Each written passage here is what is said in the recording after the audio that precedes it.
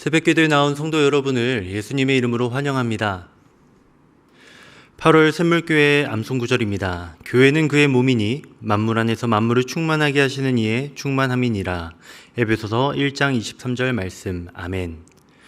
마음 모아 샘물의 기도를 하나님께 드립니다. 먼저 우리의 믿음을 고백합니다.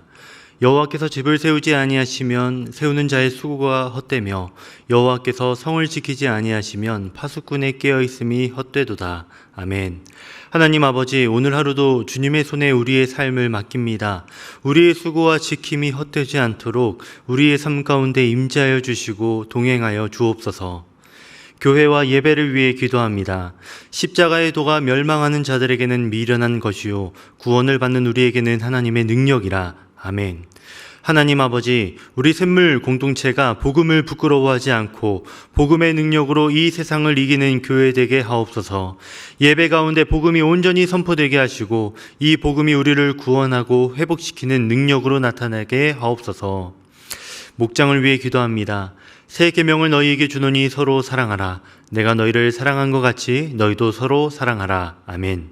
사랑의 주님, 우리의 샘물의 목장이 서로 사랑하게 하옵소서.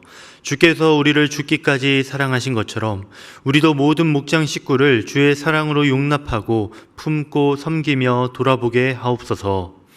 다음 세대 여름 사역과 단기 봉사를 위해 기도합니다. 영생은 곧 유일하신 참 하나님과 그가 보내신 자 예수 그리스도를 아는 것이니이다. 아멘. 하나님 아버지, 우리의 샘물의 자녀들이 여름 사역을 통해 영생의 진리를 배워 어렸을 때부터 영생의 기쁨을 맛보고 누리게 하옵소서. 남은 단기 봉사 가운데 함께 하셔서 모든 사역이 순조롭게 진행되게 하시고 열방 가운데 일하시는 하나님과 동역하는 시간이 되게 하옵소서. 나라와 민족을 위해 기도합니다. 그런즉 너희는 먼저 그의 나라와 그의 의를 구하라. 그리하면 이 모든 것을 너희에게 더하시리라. 아멘. 모든 만물의 주인이신 하나님, 우리나라와 열방 가운데 하나님의 나라가 임하고 하나님의 의가 이루어지게 하옵소서. 분열과 다툼이 사라지고 사랑과 평화, 주께서 세우신 정의가 온전히 이 땅 가운데 이루어지게 하옵소서. 하늘에서 주의 뜻이 이루어졌듯이 오늘도 우리의 삶 가운데도 주의 뜻이 이루어지길 소망합니다. 우리 주 예수 그리스도의 이름으로 기도드립니다. 아멘. 네, 오늘 우리에게 주신 하나님의 말씀은 역대상 13장 1에서 14절의 말씀입니다. 다윗이 천부장과 백부장 곧 모든 지휘관과 더불어 의논하고 다윗이 이스라엘의 온 회중에게 이르되 만일 너희가 좋게 여기고 또 우리의 하나님 여호와께로 말미암았으면 우리가 이스라엘 온 땅에 남아있는 우리 형제와 또 초원이 딸린 성읍에 사는 제사장과 레위 사람에게 전령을 보내 그들을 우리에게로 모이게 하고 우리가 우리 하나님의 궤를 우리에게로 옮겨오자 사울 때에는 우리가 궤 앞에서 묻지 아니하였느니라 하매 뭇 백성의 눈이 이 일을 좋게 여김으로 온 회중이 그대로 행하겠다 한지라. 이에 다윗이 애굽의 시올 시내에서부터 하맛 어기까지 온 이스라엘을 불러 모으고 기럇 여야림에서부터 하나님의 궤를 메어오고자 할세. 다윗이 온 이스라엘을 거느리고 바알라 곧 유다에 속한 기럇 여야림에 올라가서 여호와 하나님의 궤를 메어오려 하니 이는 여호와께서 두 그룹 사이에 계심으로 그러한 이름으로 일컬음을 받았더라. 하나님의 궤를 새 수레에 싣고 아비나답의 집에서 나오는데 우사와 아히오는 수레를 몰며 다윗과 이스라엘 온 무리는 하나님 앞에서 힘을 다하여 뛰놀며 노래하며 수금과 비파와 소고와 재금과 나팔로 연주하니라. 기돈의 타작마당에 이르러서는 소들이 뛰므로 우사가 손을 펴서 궤를 붙들었더니 우사가 손을 펴서 궤를 붙듦으로 말미암아 여호와께서 진노하사 치심에 그가 거기 하나님 앞에서 죽으니라. 여호와께서 우사의 몸을 찢으셨으므로 다윗이 노하여 그곳을 베레스 우사라 부르니 그 이름이 오늘까지 이르니라. 그날에 다윗이 하나님을 두려워하여 이르되 내가 어떻게 하나님의 궤를 내 곳으로 오게 하리오 하고 다윗이 궤를 옮겨 자기가 있는 다윗성으로 메어들이지 못하고 그 대신 가드 사람 오벳에돔의 집으로 메어가니라. 하나님의 궤가 오벳에돔의 집에서 그의 가족과 함께 석 달을 있으니라. 여호와께서 오벳에돔의 짐과 그의 모든 소유에 복을 내리셨더라. 아멘. 네, 이 시간에는 하나님의 뜻과 다를 수 있다라는 제목으로 말씀을 나누려 합니다. 사울이 죽고 다윗이 왕으로 등극합니다. 왕이 된 다윗은 이스라엘을 다시 하나님께서 통치하시는 나라로 새롭게 하고 싶었습니다. 그래서 그는 사울 시대에 아비나답의 집에 버려져 있었던 하나님의 궤를 다시 예루살렘으로 가져오려고 합니다. 하나님의 궤를 가져옴으로써 이 사울로 인해 멈췄던 예배를 다시 회복하고 이곳이 하나님께서 통치하시는 나라라는 것을 확립하려고 했습니다. 그런데 우리가 잘 알고 있듯 하나님의 궤를 옮기는 과정 가운데서 문제가 발생합니다. 역대상 19장 9에서 10절의 말씀입니다. 역대상 13장 9에서 10절의 말씀입니다. 기돈의 타작마당에 이르러서는 소들이 뛰므로 우사가 손을 펴서 궤를 붙들었더니 우사가 손을 펴서 궤를 붙듦으로 말미암아 여호와께서 진노하사 치심에 그가 거기 하나님 앞에서 죽으니라. 하나님의 궤를 수레에 지고 있던 소들이 큰 악기 소리에 놀라서 궤를 떨어뜨릴 지경이 됐습니다. 그리고 그때 소 곁에 있던 우사는 바닥에 그 궤가 떨어지지 않도록 붙잡게 되었고, 그러자 그는 하나님의 진노를 당해 그분 앞에서 죽게 됩니다. 예배 회복이라는 선한 목표를 가지고 다윗이 지금 하나님의 궤를 예루살렘으로 드리려고 하고 있습니다. 그런데 그런 와중에 하나님의 진노가 그에게 임합니다. 왜 이런 비극적인 일이 일어나게 된 것일까요? 오늘 이 시간에는 이 비극적인 사건을 통해 우리에게 주시는 교훈이 무엇인지 세 가지로 살펴보려고 합니다. 첫째로 우리는 오늘 이 말씀을 통해 다를 수 있다라는 것을 배우게 됩니다. 다를 수 있다. 무엇이 다릅니까?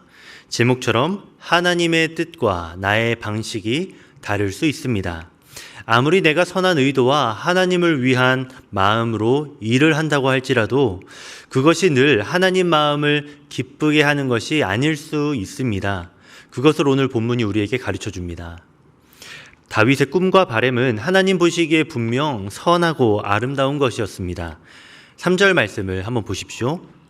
우리가 우리 하나님의 궤를 우리에게로 옮겨오자 사울 때에는 우리가 궤 앞에서 묻지 아니하였느니라 하매.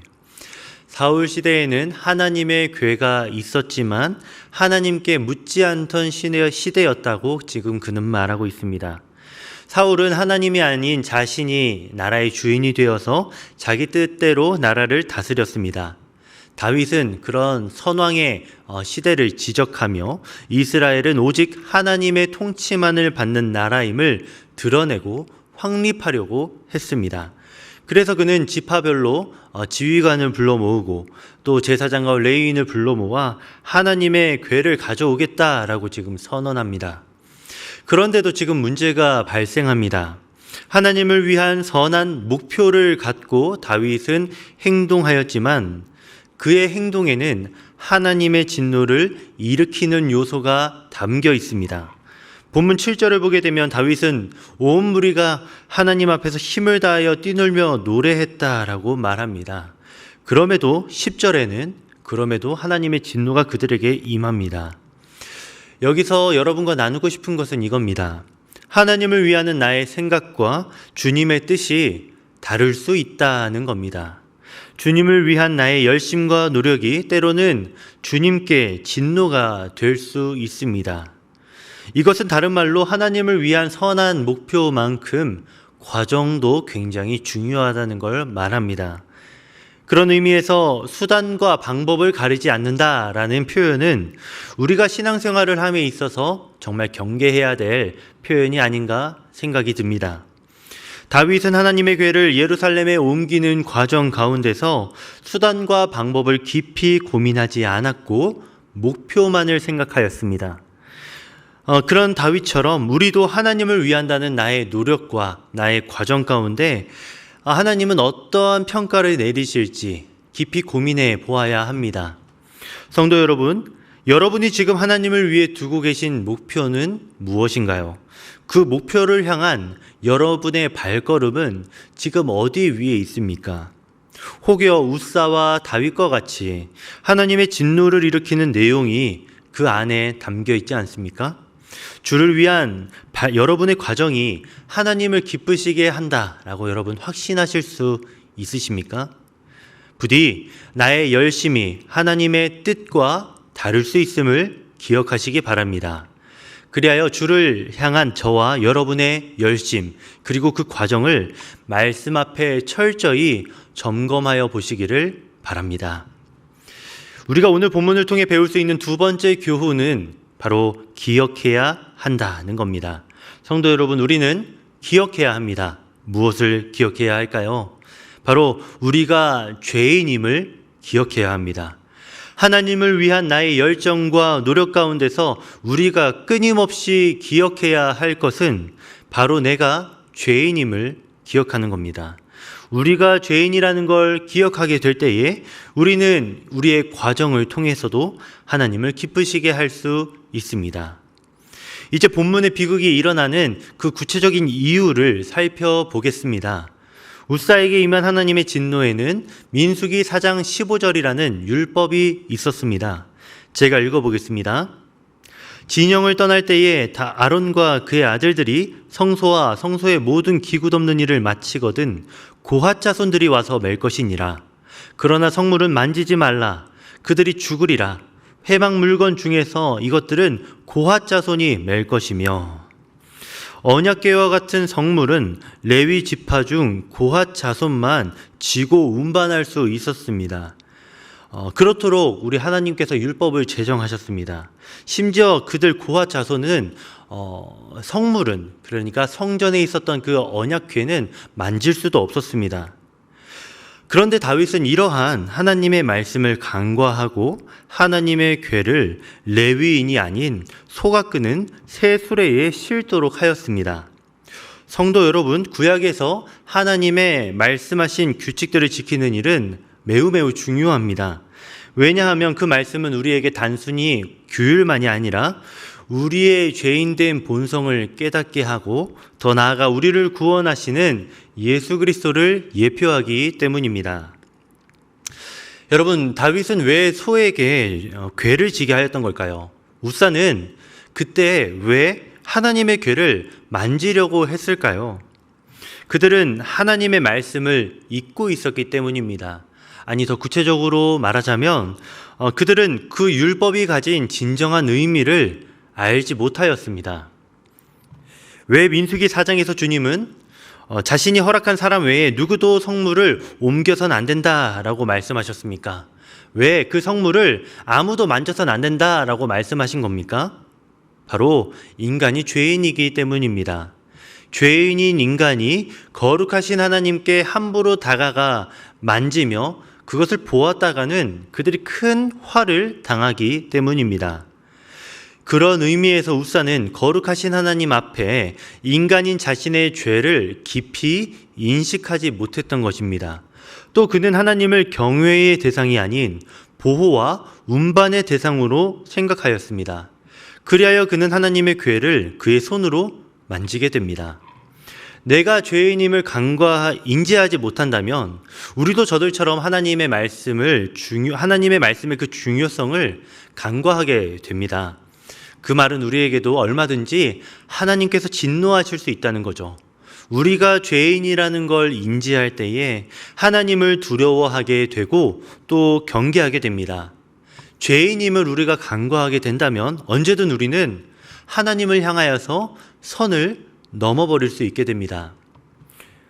우리는 말씀을 바르게 볼 필요가 있겠습니다. 저도 말씀을 깊이 묵상하기 전까지 다윗이 이렇게 큰 벌을 받게 된 이유가 단지 율법 규칙을 준수하지 않았기 때문이라고 생각하였습니다. 그러나 말씀을 공부하고 묵상하면서 그가 단순히 율법을 준행하지 않은 것이 아님을 생각하게 됐습니다. 그가 자신이 죄인이라는 것과 거룩하신 하나님께 함부로 다가갈 수 있다라고 생각한 것이 하나님의 진노를 일으키는 요소였다는 걸 우리가 생각할 수 있게 됩니다. 성도 여러분, 말씀을 문자적으로 이해하고 적용하는 것도 참 좋은 신앙이죠. 그러나 말씀 안에 담긴 진정한 의미를 우리가 알게 된다면 우린 거룩하신 하나님을 모욕하는 일이 없을 수 있습니다. 구약의 율법과 오늘 말씀은 우리에게 지금 무엇을 가르쳐 주고 있나요? 우리가 죄인이고 우리가 모시는 하나님은 거룩하신 분이라는 걸 오늘 알게 하고 있습니다. 죄인인 우리가 함부로 하나님께 다가가 만지려는 그 행위는 하나님께서 우리를 지키시기 위한 하나님의 진노를 일으키는 일이라는 걸 우리가 반드시 기억해야 합니다. 이제 마지막입니다. 본문이 우리에게 주는 마지막 세 번째 교훈, 그것은 담대히 나아가자라는 것입니다. 담대히 나아가자. 본문의 비극적 사건과 구약의 율법을 통해 죄인인 우리 인간은 거룩하신 하나님을 함부로 만지고 볼 수 없다는 걸 알게 됐습니다. 그렇지만 성경은 우리에게 말하죠. 기쁨으로 담대하게 하나님 앞으로 나아가라 라고 가르쳐 줍니다. 성도 여러분, 우리는 담대히 주님 앞으로 나아가야 하고 또 나아갈 수 있습니다. 우리는 예수 그리스도를 통해서 하나님을 보고 만지고 사랑하며 그 안에서 자유할 수 있습니다. 그러니 여러분, 예수님 안에서 담대하게 하나님 앞으로 나아가시기를 바랍니다. 본문에서 하나님의 진노의 큰 두려움을 경험한 다윗은 이후에 신중에 신중을 더해 율법을 철저히 지켜가며 그 하나님의 궤를 예루살렘으로 모셔오게 됩니다. 그가 그렇게 무리를 해서라도 궤를 예루살렘으로 옮기려고 한 그 이유는 무엇인가요? 잠시 동안 궤를 맡아두었던 오벳에돔의 집에 놀라운 복이 임했다는 소식을 그가 들었기 때문입니다. 그는 하나님께서 임재하고 계신다면 그 공간, 그곳의 사람들에게 주님의 복이 넘치도록 임할 것이라는 사실을 오벳에돔을 통해서 다시금 확인하였습니다. 그래서 그는 다시 철저한 준비를 통해 궤를 성으로 모셔올 계획을 세우게 됩니다. 그렇게 하나님을 두려워하며 율법에 순종한 다윗을 통해 하나님께서는 그의 백성 가운데 임재하셨습니다. 다윗을 통해 하나님의 백성들에게 복이 넘치도록 내려졌습니다. 그리고 그의 나라 왕위를 견고하게 하시겠다라고, 영원토록 견고하게 하시겠다라고 다윗과 약속까지 맺어 가십니다. 우리는 이러한 언약과 다윗의 순종을 통해 우리 예수님의 사역을 생각하게 되죠. 성도 여러분, 순종한 다윗을 통해 하나님께서 백성 가운데 임재하셨던 것처럼 지금 우리에게 예수님을 통하여서 하나님이 임재하고 계십니다. 우리의 참된 왕이신 그리스도 예수님의 죽으심과 부활하심을 통해 하나님을 두려워하지 않게 되고 언제든 그분과 만나게 되며 그분이 임재하심으로써 주어지는 복이 우리에게 넘치도록 부어지게 됩니다. 히브리서 저자도 이에 대해 이렇게 고백하고 있습니다. 히브리서 10장 19절 말씀입니다. 그러므로 형제들아, 우리가 예수의 피를 힘입어 성소에 들어갈 담력을 얻었나니. 우리는 예수 그리스도 안에서 하나님이 임재하여 계신 성소로 들어갈 강한 담력을 얻을 수 있습니다. 다윗은 하나님의 궤를 예루살렘 백성 가운데 모시며 걸음마다 수많은 희생제물을 바치며 제사를 드려야 했습니다.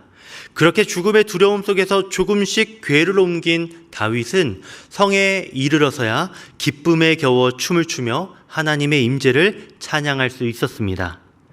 하물며 우리는 순전한 어린 양 예수 그리스도의 죽으심으로 단번에 온전히 하나님께 나아갈 수 있게 되었습니다.